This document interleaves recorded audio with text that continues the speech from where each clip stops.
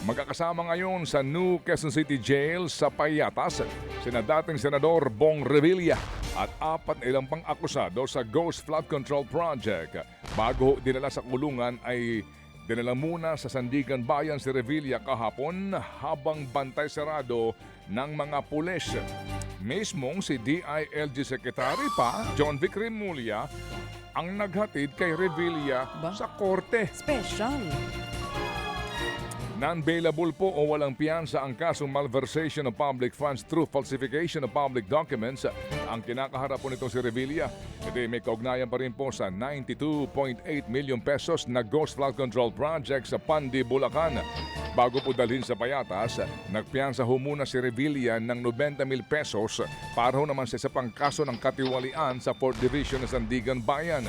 Umiwas na po sa media si Revilla pero nagpasalamat siya sa kanyang mga taga-suporta. Samantala, bukod po kay Revilla, iniharap na rin kahapon sa Sandigan Bayan ang iba pang kapwa-akusado na inaresto na rin ng mga otoridad. Unang pumasok si dating Bulacan 1st District Engineers RJ Domasig at ang dating Finance Section Chief na si Juanito Mendoza.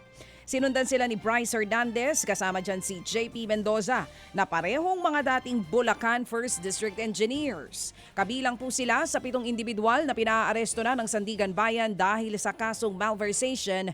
Kaugnay pa rin po yan ng 92.8 million na Ghost Flood Control Project sa Pandi sa Bulacan. Base nga sa desisyon ng Sandigan Bayan 3rd Division, dinala ang 4 sa New Quezon City Jail male dormitory sa Payatas.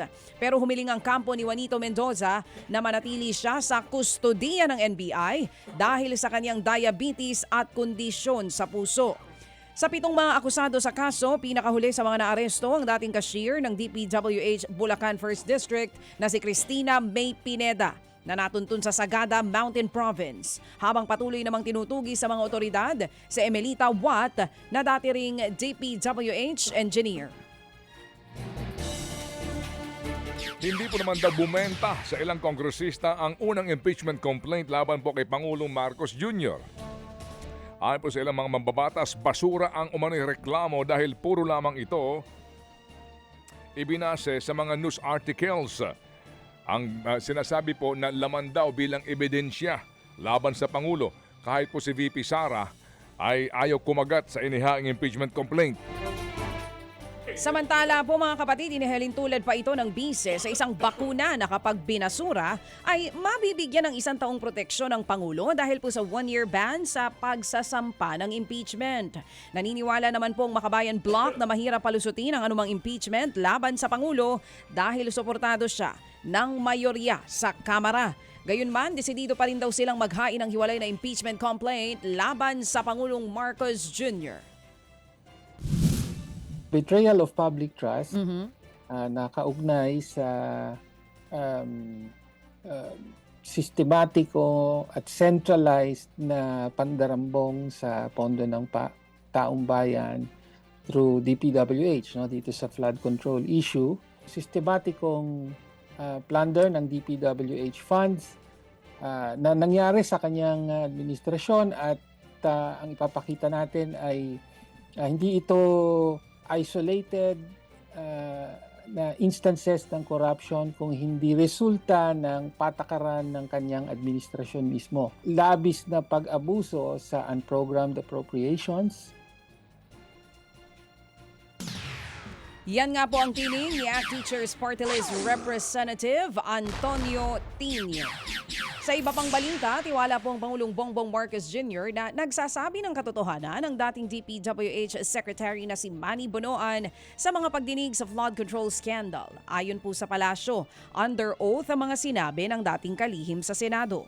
Nitong Lunes, humarap po sa pagdinig ng Senate Blue Ribbon Committee si Bonoan kung saan ginisa siya ng ilang senador dahil sa umano'y kapabayaan sa ahensya. Natanong din siya kaugnay sa mga umano'y maling datos sa mga proyekto na ibinigay sa Pangulo. Pero iginiit ng dating kalihim na binigay lamang ito sa kanya ng mga tauhan niya sa ahensya. Mariinding itinanggi ni Bonoan ang alegasyong tumanggap siya ng kickback. Naniniwala po ang Pangulo na si dating Secretary Manny Bonoan ay magsasabi ng katotohanan, lalong-lalo naman po na siya ay nasa Senado at under oath ang kanyang mga sinasabi. So, kailangan lamang po tayo umasa na mga katotohanan lamang ang kanyang sasabihin. Yan nga po ang tinig ni Palace Press Officer Attorney Claire Castro. Sa ilang pang balita, pumalag si Interior Secretary John Vic Remulla sa mga nagpapalutang na alam daw naman talaga ng mga pulis kung nasa saan si Charlie Atong Ang. May ilang kasing bumabatiko sa 10 milyong pisong pabuya sa makapagtuturo sa negosyante dahil baka daw sila din ang kukubra sa reward money. Welto naman ni Remulla, unfair daw ang naturang bintang lalo pat opisina niya mismo ang nag-aalok daw ng reward. Hindi raw niya kinakailangan po ng gantong drama. Sa ngayon po ay hindi pa rin makita si Ang na wanted nga dahil po sa kaso ng mga nawawalang sabungero. Wala pa raw kasing indikasyon na nakapuslit na po palabas ng bansa si Ang. Pero hindi raw po nagpapakapang pagkakampante ang DILG at maging ang PNP kaya nakikipag-ugnayan na rin daw ho sila sa Interpol.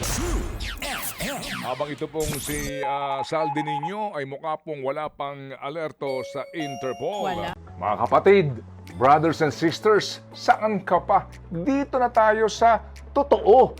Dito na tayo sa True FM. Mga kapatid, mag-subscribe and follow po kayo sa social media accounts ng True Network PH. Yan po kami, hanapin nyo lang True Network PH, Facebook, Instagram, YouTube, TikTok, and podcast. Mapa Apple or Spotify man yan, mahahanap nyo kami. Lahat ng mga napapanood at napapakinggan nyo po sa programa, nasa social media accounts namin yan. So paano mga kapatid? See you sa social media!